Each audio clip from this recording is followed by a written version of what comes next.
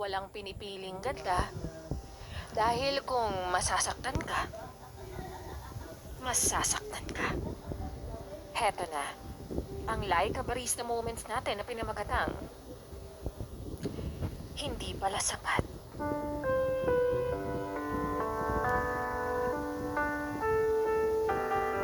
Kumusta ka? Balita ko, may bago ka na? Mukhang ang saya-saya mo nga sa kanya eh. Kasi ang tagal kong hindi nakita yung ngiting yan nung tayo pa. Tsaka pansin ko parang mas nagkakalaman ka ngayon. Yung hairstyle mo, nagbago na. Yung pormahan mo rin, ibang-iba na. Siya ba yun? Yung Berto ang pangalan sa cellphone mo pero lagi sa'yo nag-I miss you. Anong meron? Bakit parang mas naging maayos yung lagay mo ngayon samantalang nung tayo pa? Mas maraming beses pa na nakabusangot ka kaysa nakangiti ka.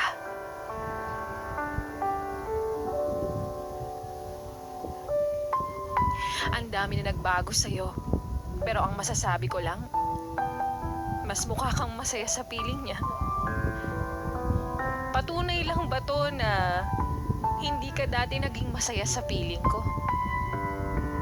Alam mo, hanggang ngayon, tinatanong ko kung nagkulang ba ako. May nagawa ba ako? O sadyang nagsawa ka lang at naghanap ng bago? Hindi naman ako perpekto, alam ko yun. Pero ginagawa ko yung lahat para sa'yo. Yung I love you, yung kumusta, kumain ka na ba, tsaka yung mag-iingat ka sa araw-araw kong sinasabi yun sa'yo.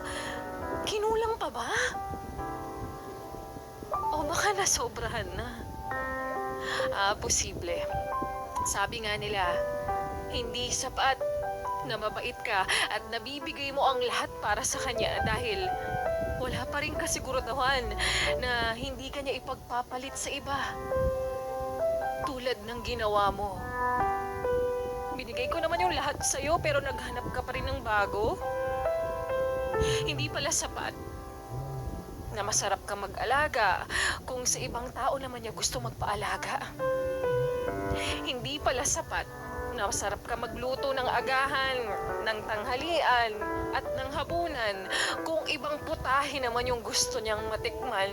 Hindi pala sapat na makinis ka, na maganda ka, palingkinitan ka kung madali naman siyang matukso sa iba.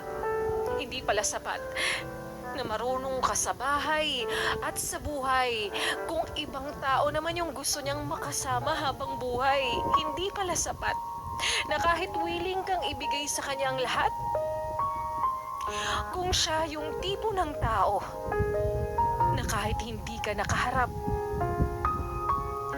kahit kailan hindi niya kayang maging tapat.